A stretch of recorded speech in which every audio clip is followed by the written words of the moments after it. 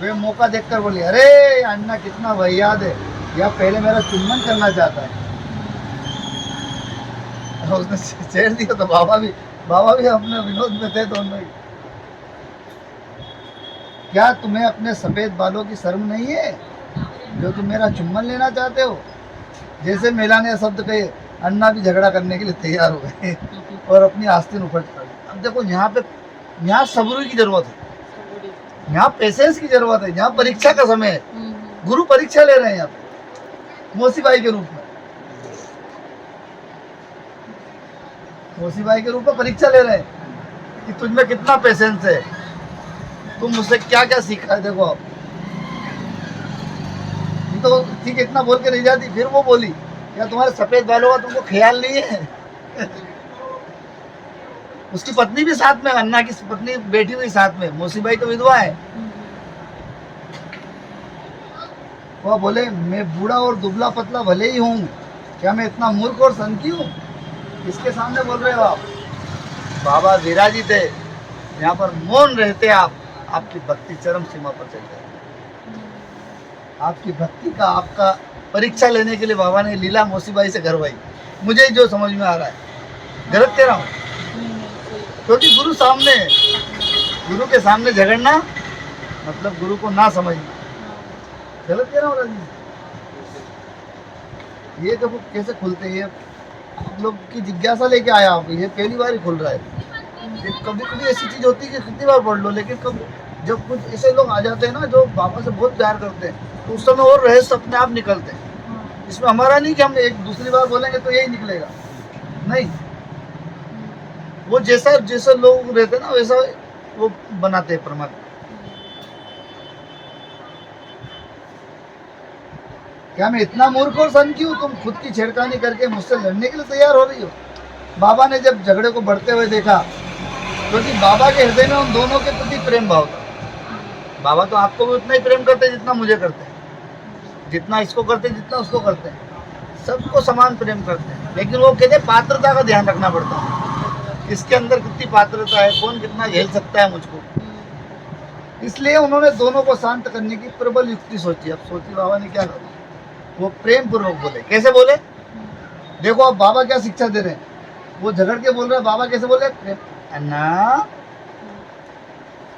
व्यर्थ में कैसा झगड़ा? तो बाबा, हे अन्ना, नहीं वो अन्ना व्यर्थ में कैसा झगड़ा?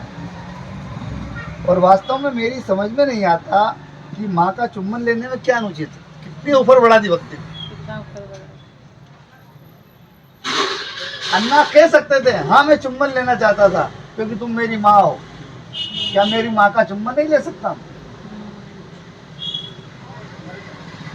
यह शब्द सुनकर दोनों को मन ही मन बहुत शर्म आई।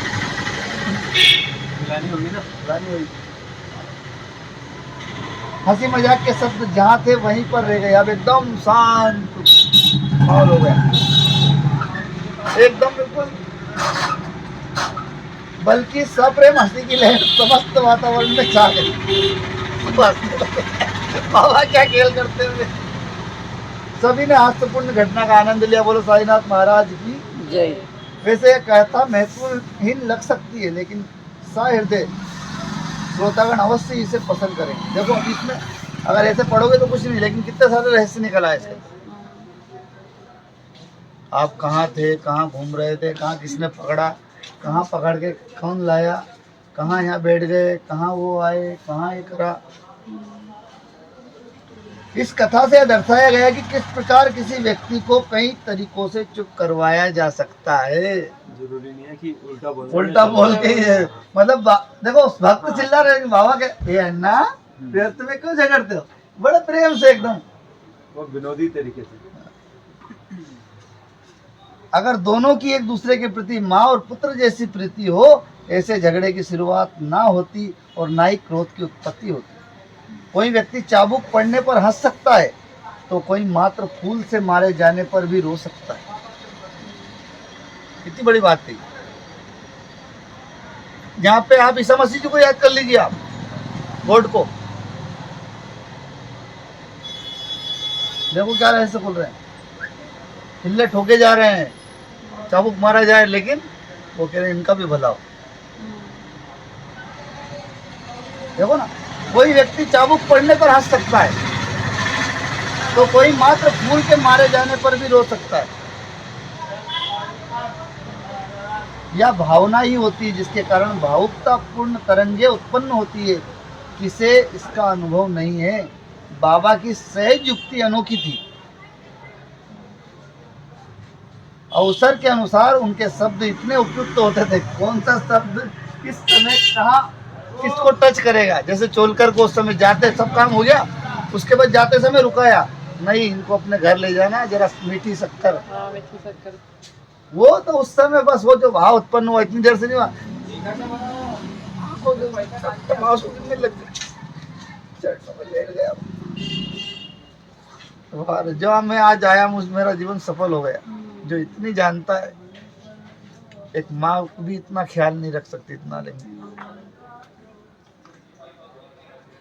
बाबा की सहज युक्ति अनोखी थी। ये सहज ही तो है, हम लोग बैठे हैं, नहीं तो क्या ऐसे बैठ सकते क्या? इतनी बड़ी बात हो सकती है क्या? अवसर के अनुसार उनके शब्द इतने उपयुक्त हो, श्रोतागण पूर्णतः संतुष्ट हो जाते। मतलब जो भी बैठा रहता है वो कहता है हाँ यार, नहीं नहीं नहीं, एकदम राइट। फिर वो कहने लगता है साईनाथ महाराज की जय, सच्चिदानंद सतगुरु साईनाथ महाराज। तत्काल ही वे सबक सीख जाते थे।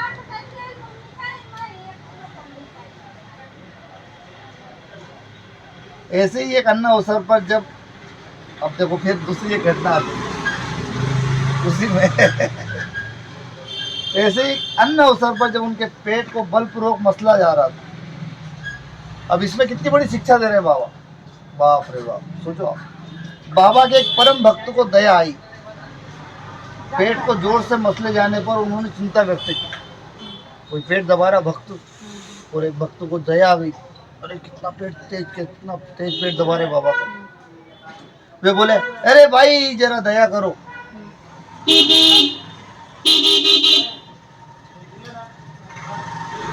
भाई जरा दया करो। क्या शरीर को दबाने का या कोई तरीका है? ऐसे कोई दबाता है क्या? कौन बोल रहा है?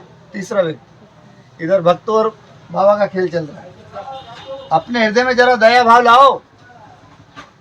उसको सीख दे रहा बाबा के सामने। तो बाबा की आंतड़ियां और नाड़ियां ही टूट जाएगी ऐसा करोगी तो। जैसे यह शब्द बाबा के कानों में पड़े, बाबा तुरंत ही अपने आसन से खड़े हो गए। हाथ में सटका लेकर उसे जोर से जमीन पर पटका। एकदम खड़े होकर सटका लिया और जमीन पर पटका। क्रोध के कारण उनका गुस्सा 7वें आसन पर, आंखें लाल।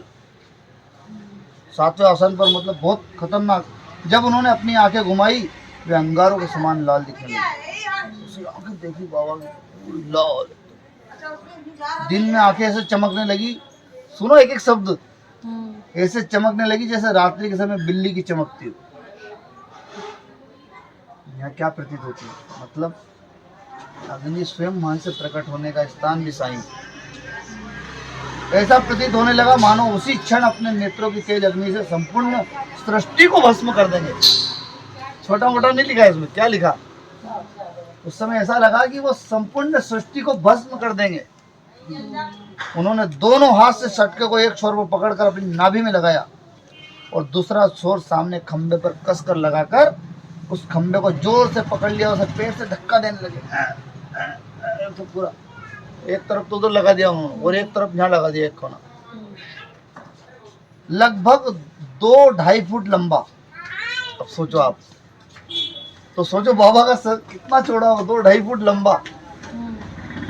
अब ऐसा प्रतीत होने लगा मतलब पूरा पेट में घुस जाएगा, जिसे बाबा का पेट फट जाएगा। लेकिन उसके फतुर बाबा के जीवन का अंत हो जाएगा, क्योंकि इस समय तो बाबा बड़े, उसमें कोई बोल भी नहीं सकता बीच में, क्योंकि खंबा मजबूती से जमीन में गड़ा हुआ था, इसलिए वह कैसे हिल सकता था। बाबा धीरे धीरे खंबे की ओर बढ़ने लगे, उसे छू लिया, अंत में कसकर खंबे से लिपट गए। अब सोचो ये लीला कैसी। कहाँ गया वो 2.5 फुट का खंबा? क्या हमारा पेट 2.5 फुट का होता है क्या? लिपट गए। खंबा उनके पेट से चिपक गया। देखने वाले शोक संतप्त और भयभीत हो गए। इस डर से कि पेट भी फट जाएगा। सभी की कर्तव्य में हो रहे थे। हे भगवान, कितनी अनुचित उत्तेजकारी स्थिति थी, कितनी संकटपूर्ण और भयानक घड़ी थी।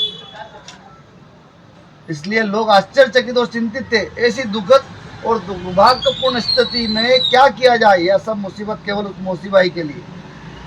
लेकिन बाबा अपने भक्तों के हित के विषय में दिए। अब मौसीबाई से कितना प्रेम करते हो, सोचो। इसमें भक्त का प्रेम बता रहा है कि जिसे मैं प्रेम करता हूँ उस बीच में किसी को बोलने की अधिकार नहीं है। बाबा अपने भक्त के हित के विषय में दिए अपने वचनों पर दृढ़ थे। अगर कोई बाबा की सेवा में व्यस्त भक्त के बारे में किसी प्रकार की गलती निकालता था या किसी प्रकार का हस्तक्षेप कर उसकी बुराई करता था तो बाबा इसे कभी सहन नहीं करते थे।